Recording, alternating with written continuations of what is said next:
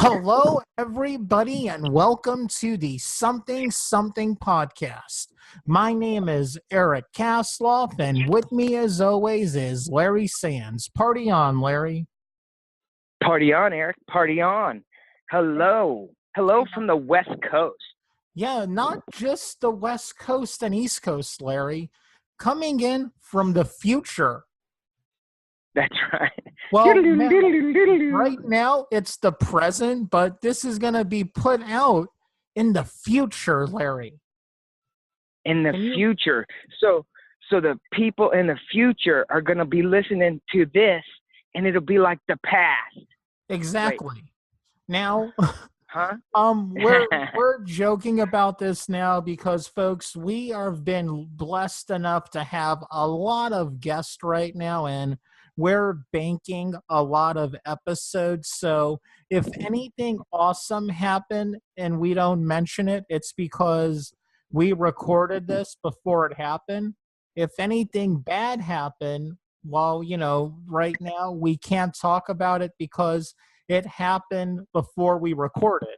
So we're not insensitive. And then that would be the future. In the future. But correct. We can't tell the future. Now, one big thing is I want to talk about, I have some really cool new stuff coming to the channel.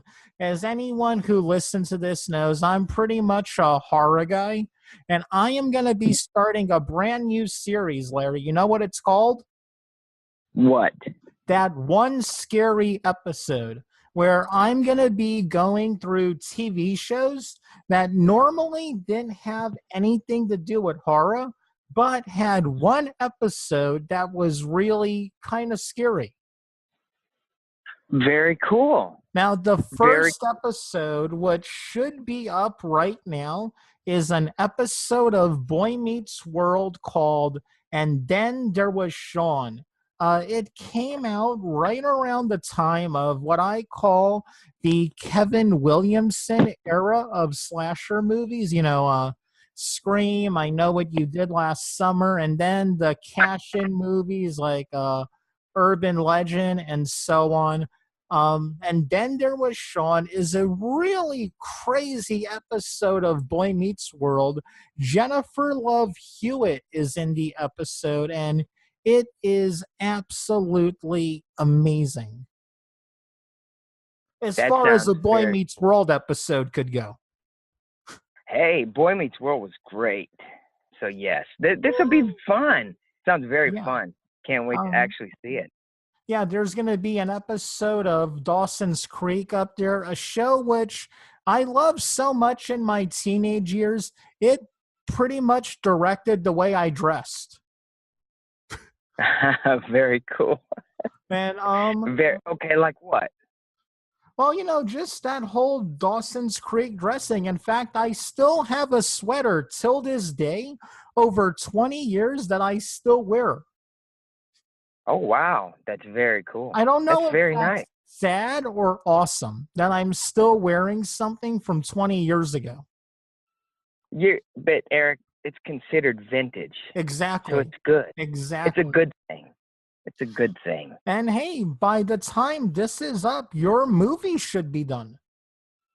That's right. That's right. And so I will predict that the shoot is very well, and it went very well, and I'm happy that I am in the editing phase now of my movie. So yeah, it's very good. Yeah, and very good. And I'm really happy you were able to find that footage that you lost. I know. I just had to piece it together. Just take footage from other scenes and piece it together and just do like a voiceover. Yeah, and when a guy is talking, the reshoot because of what that one actor did. I know. It was absolutely amazing. It still haunts me to this day. Is the restraining order still in process? I can't really talk about Okay. Yeah. So, well, hey, Larry. But yeah. Someone just walked into my studio, and I think you know who it is. Oh, yeah. Hey, hang on. Hello, everybody. My name is Segway Sam, and stepping onto the stage in the show of the Something Something podcast is a writer, director, and actress, Alexandria Rose. Hi, Alexandra. How Hi, are you? Alexandra. How's it going? Thanks for being on the show. Hi, how are you guys? I'm so glad to be here. Thanks for having me. Thank you You're for coming absolutely. on. Yes, thank you for taking the time out of your busy schedule because looking at your website and reading your bio, um, as a writer, director, and actress, I'm sure your plate is pretty full, it sounds like. Yeah, it's like nonstop, which is so great because I love staying busy. I'm like someone that has to like always be doing something or I go a little mentally crazy. Yeah, that's part of the creative thing, I think. I'm kind of like that too, and I know Eric is. I think he's like that. I think all creative people have to stay busy, Totally. and not just busy, being creatively busy. You know. Yes, exactly. So that's a good thing. Now, before we get into it, what have you been working on your most recent project? Yeah, so one of my most recent projects is a short film I did. It's called The Middle. And, it gained a lot of traction after it got accepted to Cannes Festival's Film Festival Short Film Corner. So, Congratulations, that's, by the way. That is thank a you. huge accomplishment. Yeah, thank you so much. It's been fun though. And so I've been pretty busy with that. And I've been working on a couple other short films.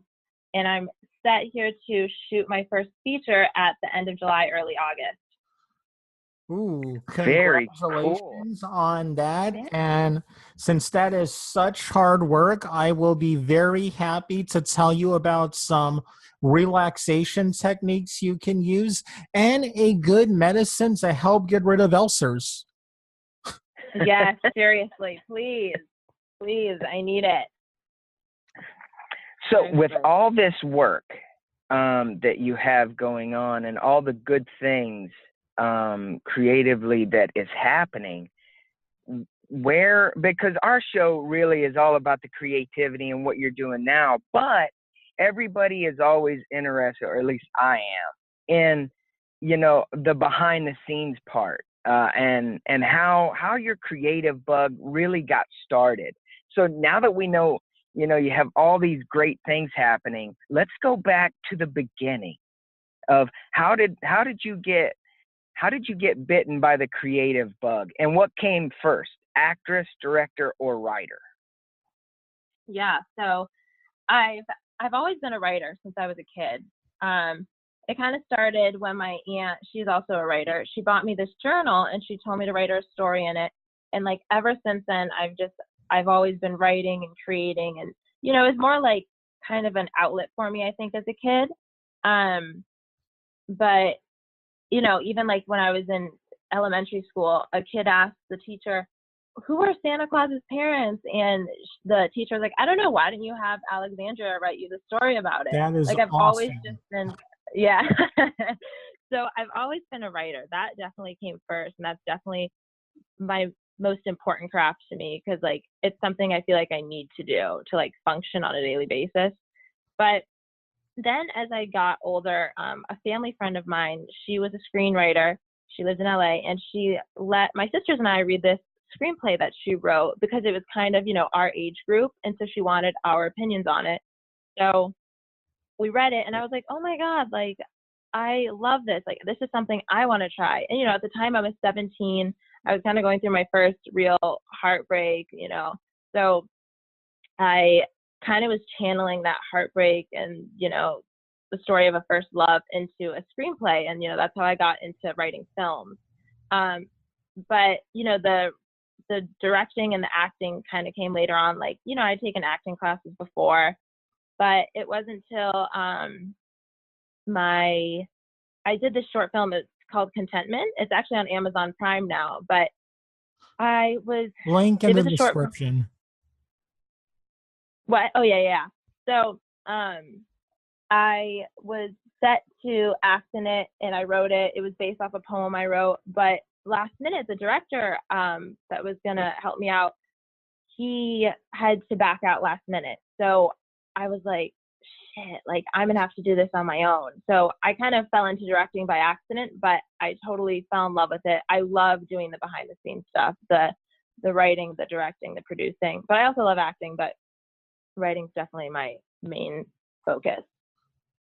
And I just That's want to point very, out, I watched Contentment on Vimeo right before we started, and it was Oh, cool. really good. It felt like listening to a poem. Awesome. Yay. Yay, yay. I'm so glad to hear that. let's talk about for a minute, and because out of like the tragedy of the creative process, because our last few guests, they were put in a position where it was either like I had to do it, or there was no other way. So I will ask you, obviously, you stepped up to the plate, but when you were faced with, this director leaving, Yeah. what was your first thought? Well, I was kind of scared because it was so last minute, you know what I mean? It was such short notice that I kind of didn't know what to do. And so like stepping up to the plate here and like kind of having to learn as I go along, I was like, oh, this is going to be hard, but I'm going to have to do it. And, it didn't make it any easier that I was acting in it too. But Yeah. I'm glad that it happened because I feel like not only did I learn how to direct, but like learning how to balance other things out, acting with directing, you know what I mean? It's such a great experience, I feel like, to have. It is, Yes. and you Yes. got to have something that people who, I'll say it, waste their time going to film school can't learn. Like when you're thrown into directing, then you've got to learn on your feet. I mean, they don't teach a class called, hey, what to do when you suddenly become a director. Right. No, totally. I agree. I'm such a hands-on learner too. And oh my God, the person that I make all my films with, his name's Nate. Don't even get him started on film school. He hates it and he's such a hands-on learner too. And I think it serves its purpose. I think all things like that do. But yeah, I'm definitely a hands-on learner, and just being thrown into the mix of it was a really cool experience and taught me a lot for sure. Very cool. And how much of learning behind the camera stuff, or seeing the way it works and the way that you think as not only a screenwriter but now a director and also probably a producer, how much does that affect you being an actress and in that the actor process, really? So I feel like producing and directing both go into like so much with my acting and my writing. My writing a lot because, when you're writing, you're thinking just from the creative aspect, like, oh, I want to do this and that. But when you come down to like producing, you're like, okay, we can't afford this, we can't do this. You know what I mean? So you kind of, it's cool how it goes hand in hand. And in terms of acting, I feel like when you write a screenplay, you kind of have a certain way you picture it in your head being said, the lines being said, or a certain action being done. And then to kind of direct yourself in a sense when you're acting and learning that way of like, directors like things to be done different ways sometimes. Like, don't do it the obvious way that it might be done when you're writing the script or how you've read the script. So it's definitely affected the way I think when I'm acting. Like, let me try it a different way. Let me not do it the obvious way. You kind of direct yourself in a sense. Yes. And Eric will probably have an opinion on this as well, but because he's a writer director, but how cool. And editor. And editor. Oh, I love that. I wish I could do that. Yes. How often does your screenwriter voice get dictated to by your producer voice and then your director voice? Does that make any sense? Yeah, I think it is like kind of which side dominates when I'm writing. Is that what you're saying? Yes. And like, do you, as knowing as a producer, like if you have, like certain patients or certain time frame, do you as a producer tell your screenwriter voice, hey, don't write that? Or did your screenwriter voice say, you know what, I'm going to go ahead and write, and then I'll produce it when I'm done writing? Yeah. So a lot of the time I feel like my creative voice dominates because, my writer side, because I just can't help myself. I have a wild imagination. I also really believe that you should just write, and anything you write can be edited. There's a really great book called The Artist's Way. I don't know if you've heard of it. It's by Julia Cameron. And I take a lot of stuff from her because she talks about how people who are suffering from writer's block, they're not really suffering from writer's block. It's your inner critic kind of like knocking at yourself and then preventing you from writing. So I feel like it's the same thing. Like, I think you should just write creatively, write whatever you want, and it can be edited later on. You know what I mean? Because sometimes too, I don't know if I'm like going to shoot the film myself, if I'm going to try and option it out to someone. You know what I mean? So Yeah. it kind of depends too. Like right now I'm working on I'm writing a like super futuristic sci-fi film, and like it would be like a huge budget, but I'm just writing it, and I know that if I want to do it myself later on, like I can just go back and edit and change things. Things can always be modified. Yeah. And Eric, this is, a couple of weeks ago, Eric, we were talking about, like Hillsborough Road and stuff, and how you want to write. And we kind of had this exact same conversation. But I think, in my opinion, as if you want to write, I think you don't want to put the roadblocks on yourself, because automatically, if you go, well, if I write with what I have, then I'm just thinking, instead of, hey, just let's see where the story takes us, and then I'll, produce it afterwards for what I got. So, yeah. Well, my totally. take on it is this: when you're doing a short, definitely write with what you have. Like, what her name was, Samantha, my short, I was in all the festivals. I wrote that thinking, well, what do I got? I've got my apartment, and that's pretty much it. So, I Yeah. focused the whole thing around that. Now, when it comes to the feature I'm working on, Hillsborough Road, again, it's a slasher movie. So I know when I go to like Indiegogo and stuff like that, there's a built in fan base. But since I write, direct, and edit, Eric, the writer, is always looking out for the other two. So it's like Eric, the writer's going, man, I have to make sure Eric, the director, will have some good dialogue to direct. But I also got to make sure Eric, the editor, has some really good transition. So there's always those three, talking. But then, Eric, the director, starts hating Eric, the writer, when it comes time to film. And Eric, the editor, both of them. Yeah, I get it. Yeah, I think you're right though. It's definitely different if you're writing a short and a feature, because I've written shorts before where I'm like, okay, I only have one actor I want to be dealing with, so you know what I mean? So I have to write something that's, within this confined space with just one person. That's all I have last minute. You know what I mean? So I totally get what you're saying there. But then again, with features, that comes in too, because I've seen a lot of great movies that take place all in one location, like a lesser known Richard Linklater movie called Tape. The whole movie takes place in a hotel room.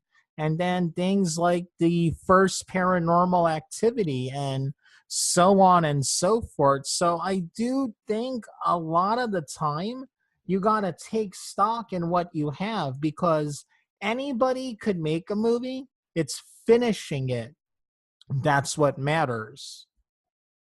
Yep. Yeah, Yep. I agree. And like, I always totally admire the people that are able to write something in just, like you said, like one room, because that's like really good writing, to keep someone on the edge of their seat without even like changing the setting. That's just incredible to me. Yeah. Eric's good. Eric's good like that. Yeah. Thank you, Barry. Let's go. Oh, you're welcome. Let's go. I want to point out something. We were able to mention the Cannes Film Festival without me breaking down crying. No flashback. Curled up into a ball. Yeah. Um, We'll explain let's to go you back. off camera, off mic. Oh my. um, what, and I know you mentioned like some of your family members are writers or creative types. What was what was the biggest thing um, from the people that you told when you wanted to pursue this as a career? Because I know, a lot of people listening, go, wow, this is great. This sounds great. But, how did your family take it? How was that? What was that conversation like? Yeah. So, I feel like for me, it wasn't even a conversation. It kind of just happened on its own pretty organically. Like, I've just always been creating. And so it kind of just, everything fell into place. But definitely when I went to college, at first my degree was business. And I realized like I am so not a math person. I am so not a business person. And my mom realized it too. Like she brought it up to me before I even said anything to her. So I changed my major to English, creative writing. So my family's like always been super supportive. And like there's other creative people in my family, like my sister's a singer. So they have always been so supportive of us and just like been there no matter what we decide to do. So that I feel so lucky because I know there's people whose families like try to convince them otherwise and they, you know what I mean, like steer them in another direction because there's really no formula when you're pursuing the arts. Like, you know what I mean? There's not like you don't go to school and then just get the job and you know what I mean? It's a Oh, lot yeah. of trial and error, yeah. It's a lot of just talent, yeah, but also luck and who you know. So I feel Yep. so lucky that I've always had very supportive parents and just a very great family life that's always been supportive. And that's Yes, that's really what you need. yeah. Yep. Right. I Yep. agree. You gotta And have people that believe in you for sure. what getting successful, to me, I always felt it takes 1% talent, but 99% willing to stick to it. Yes, I agree. Because it's so easy to just say, okay, it's not working out right now and I'm running low on funds. You know what I mean? It's very easy to just give it up and, live kind of like the easier life where you get the good job and, it's easier. But I think it's worth it in the end if you stick through and, there's always speed bumps with whatever you're going to do, I feel like. Yeah, exactly. And Oh, I know, yeah. like Larry, you too. Your goal originally wasn't pursuing acting. You were doing music, right? Well, yeah, doing music, and then I got more interested in the acting, and then you know, I think acting obviously because like the creativity work comes in waves, and there's ebbs and flows, and there's lows and highs. Um, and I that just kind of wore me out on the acting, so I got really burned out. But then I turned to filmmaking, and so, I mean, because as an actor, and I always will say this to anybody who will listen to me, is, I'm sorry, what were you saying? yeah, exactly. You always have to wait to be cast in something by by a person with a camera, or well, really, that's it. Because without a camera, you can't really do much, you know. But that's when I got into filmmaking. I had a camera, I learned editing. I learned, sound design, and really just trial and error. And now I can be the one to go, hey, let's go ahead and go shoot this. Hey, I got a guy who needs a promo. Let's go shoot this. I'm actively out there looking for my work where I can just go, okay, let's do it, or you know, or not. But most of the time, I'm like, yeah, let's do it. You know. So yeah, yeah, just really the creative thing is just, it's a weird life. It's a weird lifestyle, but it is rewarding. It's very rewarding. So yeah. Yeah, it is a weird lifestyle, but I like what you said. I feel like there's so many situations, especially in the entertainment world, the creative world, where like one thing leads you to another. You know what I mean? Like you started Yeah. with acting, but then you wanted to learn the camera. I think that's so cool. I love that. Yeah. And but see that acting, that actor life, like I got to see, because every time, like when I do commercials or work on like little indie films, all the actors would go to their trailers and I'd be on set watching them do setups, watching them set the lights, watching them, how the gaffer talks to like the assistant camera guy, and how all these moving parts behind the scene works. And that really like turned me on to be like, whoa, this is cool. Even cooler than being an actor, because it's all creative, the lights, the way the so it's all moving parts, but it's different moving parts for each department on set. And that's the part I love. And then when you get into editing, because I love like knots and untying shoes and putting puzzles together.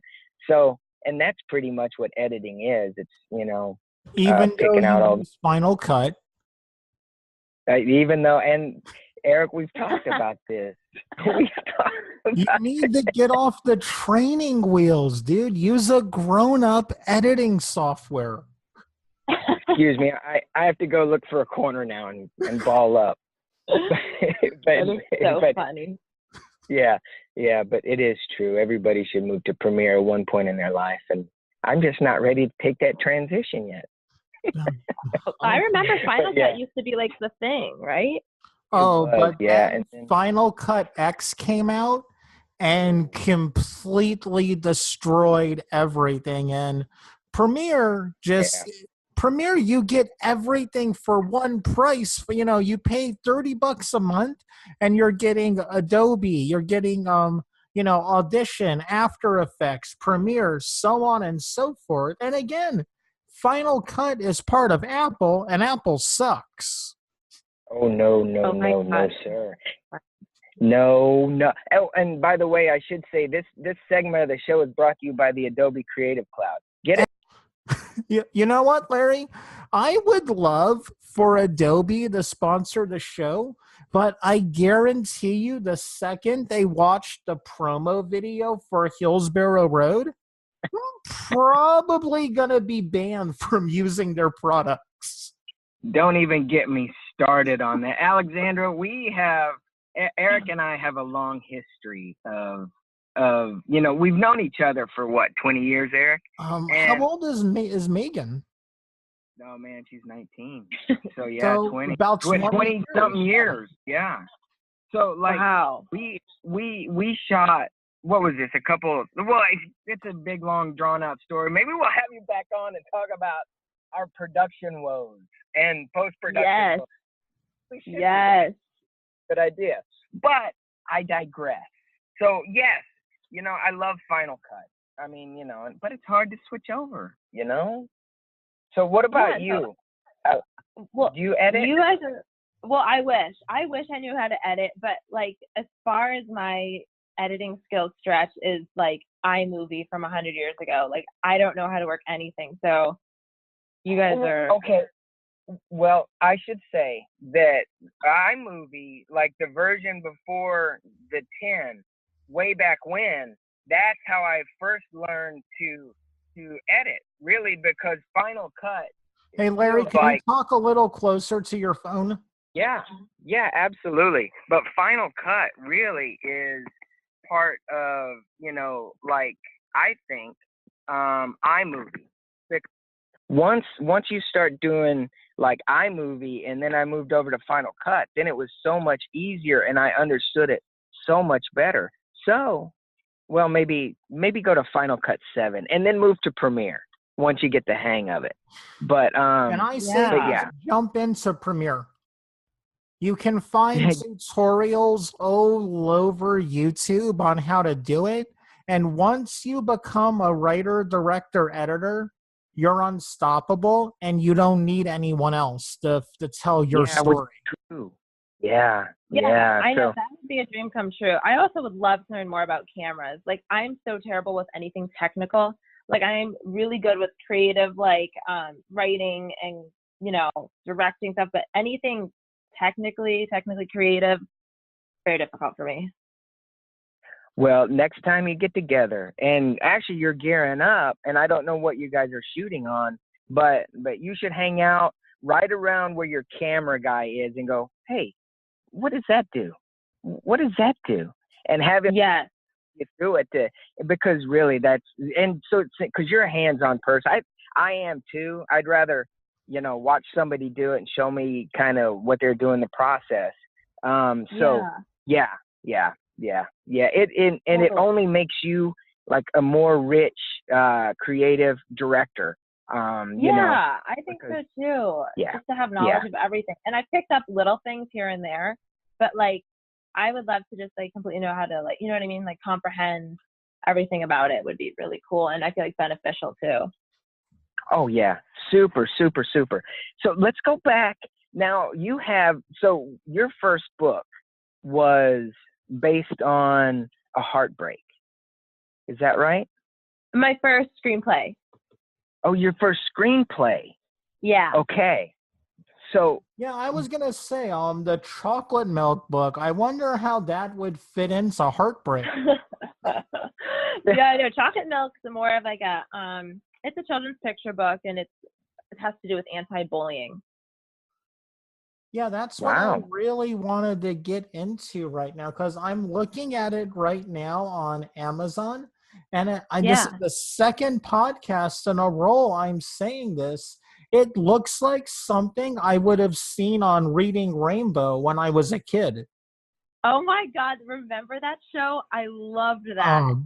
My favorite episode was the one where LeVar Burton showed behind the scenes on Star Trek The Next Generation.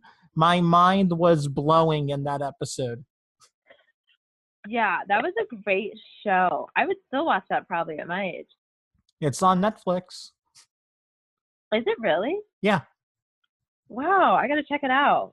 So tell us again, now anti-bullying is a very big thing now, and we need to know more about it. So tell us, and if you want to be brief about the basic story for chocolate milk and how that relates to anti-bullying. Yeah. So I actually wrote this at the same time I was running an anti-bullying like organization. It was called Save a Soul, Save the World. And it was just something that's kind of important to me, I feel like, because I was hearing so many terrible stories about young kids and young people taking their own lives. And I just think that's so tragic and devastating. So at the same time, I was in school, and our teacher had us, it was an English class. We were supposed to write a story that had like a moral to the ending. So I wanted to do something kind of cool. So I decided to write this story about a cow who makes brown milk instead of white milk. And everyone makes fun of her until they realize it's chocolate, and her chocolate milk becomes a huge success. And, she kind of teaches all the other cows an important lesson that you can't judge a cow by the color of her milk. You can't judge a book by its cover. Right. So it was just kind of an important thing for me. And, it was just an assignment. And I had accompanied the little book I wrote for this assignment with some pictures, just like from the internet, like nothing really thinking anything of it. But my younger sisters and cousins, they really liked it. And I was like, wow, this is cool. And eventually I met another children's book author. His name's Patrick Adams. And he kind of does like consulting for children's books. So he helped me to get an illustrator and just helped me through the whole process of publishing it. And, I did it through Amazon, through CreateSpace, which was cool. And what I love about that is, anyone can really publish anything now, Yeah. So it was cool to get my work out there like that. But this was years later. Like I just published it in September of 2017. And I had written this kids book probably 6-7 years ago. So it's kind of cool to see how everything falls into place in the right timing. But yeah, it's a very important book to me just because of the lesson and the moral of the story. I think it's so like vital, especially to today's kids, because they deal with so much more because of social media, and people can be so mean hiding behind their computers and their phones. Yeah, it's the whole thing. It's so easy to make fun of someone, let's in the comfort of your own home. Right. And just, they're hiding behind these screens. It's not like they would ever have the nerve probably to say these things to someone's face. You know what I mean? Yeah, So yeah. And I know, I think it's harder for girls because I have a daughter, and yeah. and I don't think it was that bad, but I've seen and I've kind of heard from her how horrible girls are. Girls can be so mean. I It's tell like you. So vicious. So guys vicious. Yeah. will beat someone up. Girls, this is hard to say. Girls will give someone an eating disorder, which is way worse than beating someone up. Yeah. That's a Yeah. really good way to put it, because it's so true. Like, I have guy friends who they'll get in full on fights, but like right after, they're out hanging out together, like nothing ever happened. Girls, it's different. It's like they kind of like mess with each other's emotions, and you know what I mean? They can be vicious. Yeah. But I guess the younger guys nowadays can too, because I've heard from younger people, guys can be that way too. I don't know. But yeah, I think it's so sad, just like the way they have to deal with all the online bullying and all the mayhem that they have now because of social media. But you Yep. know what you're Yep. doing is so great is you're planting seeds in a next generation that are going to be able to see somebody's differences and instead of mocking it, celebrate it. Have you gotten any feedback from the book from like parents or kids yet?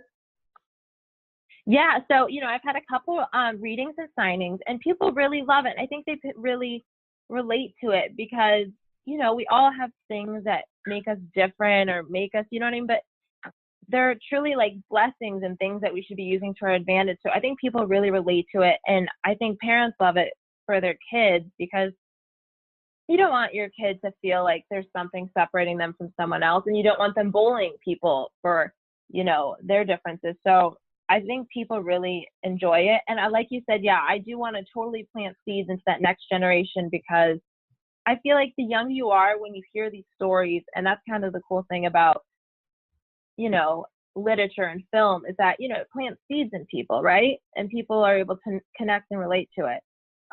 So I just think the younger people are, they start reading about these things and seeing these things, the better, because kids, they follow the media and like, what's cool and what's out there and what's in their face is whatever is on TV and their books they're reading, right? So, yeah, I think it's just a really important topic to kind of discuss, especially in this day and age. It's almost like I feel like we live in this era where it's almost a transition because people are just, getting used to social media, and human beings abuse like the power of things like social media. Like, there's so much that is gained from having like our own source of digital marketing like that, but there's also people hiding behind it and being total like assholes to other people. So yeah, I think it's just a Exactly. great story. It's like a hammer is a great tool for, fixing a house, but it can also be a weapon in the wrong person's hands. Yes, exactly. Well, now you Exactly. don't only have a children's book out. I'm looking on your webpage now, and you have another book that's coming soon called 21 Questions. Tell Yeah. us a little bit about that. So 21 Questions is that first screenplay I told you guys about I wrote when I was 17 that kind of revolves around my first heartbreak, my first love. But I eventually adapted it into a novel because I felt like it would have a really great like young adult audience for it. And I kind of wasn't doing anything with it at the time. Like, I had tried raising money for it to film it with a friend of mine who was also a filmmaker. We went to ASU together, and but we didn't get the money. And I'm kind of glad it didn't work out like that because I was able to adapt it into a novel, and that's something that I'm probably going to release within the next year. But it's kind of like my baby. Like, it was my first really important story I feel like I told, and I've been working on it for about 7 years. So yeah, it's a really important one for me. I think anyone can relate to it that's ever had their heart broken that first that first cut that's just so deep. You know, but yeah, it's not just about that. It's about discovering who you are. It's a coming of age story. It's about family relationships and dealing with kind of the skeletons in your closet. So yeah, it's a really important story to me, and I've been working on it for a long time. And looking back, knowing and reading what you wrote, looking back, does it make you go, oh, today? Like any kind of, not any like big revelations, but you're just like, oh, that's so crazy that I wrote that. And it's just like, oh, did you get it more, or did you get it then? Does it make sense at all? Yeah, I think you're saying like kind of how, because I've been working on it so long, how, you know what I mean, my writing's changed and all that, I guess. Yeah, but it is you know, when you wrote it 7 years ago and fast forward to now, do you look back and you go, oh wow, did you realize then anything? I'm like even confusing myself, but I know this is a great question that I'm trying to come up with. I feel like I know what you're trying to say. I mean, looking back, I mean, the story's evolved a lot just because I've been working on it for so long, and I've been through so many different things that have shaped the story now. Because I take a lot of, like, my work comes from a very personal place. It comes from a creative space, but also very personal too. So I feel like it's evolved a lot. The characters evolved a lot. And at the time when I was writing it, I guess I wasn't really looking at it as like, oh, this is some profound piece of work, or, you know, I wasn't looking like that. I was kind of just trying to channel what I was going through into my writing. It was like my therapy. It was like keeping me sane. So I don't think at the time I realized what I was writing or really what I was doing. I was just kind of writing. But over time, I feel like I realized, like, okay, this is a story. This is something I've gone through. This is something other people I'm sure have gone through.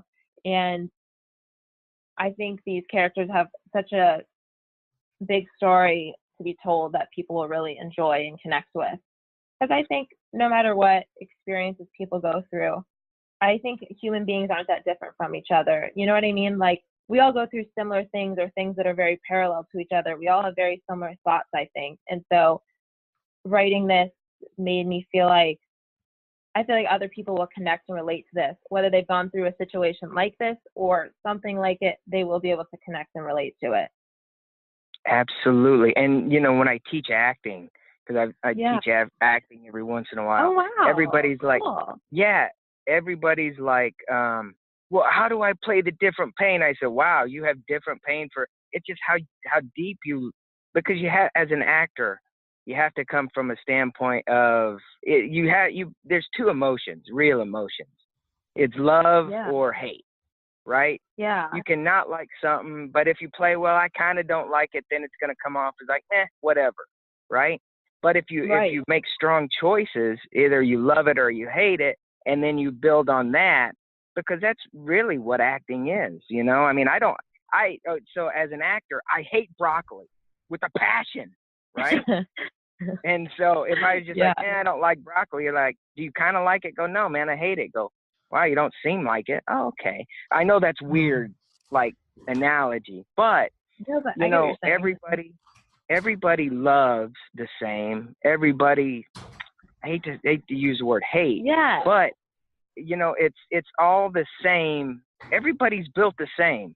It's just I agree. The different levels of love and hate, you know? Right. So, I just want to say really quick that I personally love broccoli and all the broccoli farmers in America. Larry Sands does not speak for me. Yay, broccoli. That's so funny. Oh, I tell you what, you know, I know you're getting ready to go into production, but I would personally love to have you back and have you share your story from Tales of Production. Yeah. Yes. I would love that. Do you have Yes, yes. Do you have like your production dates all set up, or how many days you're filming yet? Yeah, so we're planning to shoot July 30th to August 6th. As of right now, I know like things can always change, especially when you're dealing with independent films, but that's our dates as of right now is July 30th to August 6th. So we're getting there. Cool. It's getting close. And where Yeah. are you shooting? So I'm, based out of Arizona. So all my films have been shot here so far. We're gonna shoot this one here, and it mostly is going to take place in a penthouse apartment. So that'll be exciting. I'm excited. Very cool. That's And that just, and awesome. Eric and I have talked about this quite a bit.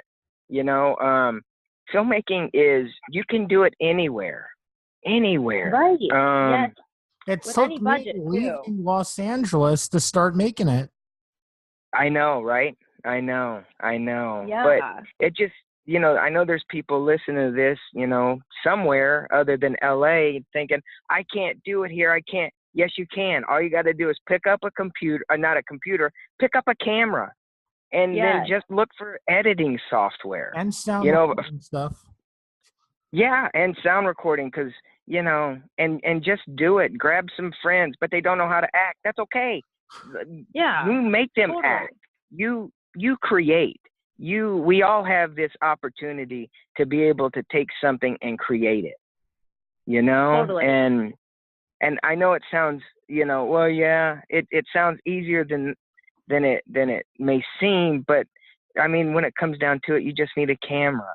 And even if you just start experimenting, like, I don't know, Yeah. just action movies, and it all comes together. It will all come together. And this is my one final question for you Yeah. is, looking back, and however long it has taken you to get your projects to where they are today, at this Yeah. very point, do you believe in, what do you believe about, and I know we probably have covered this, but the Yeah. tenacity, and do things work out in the end?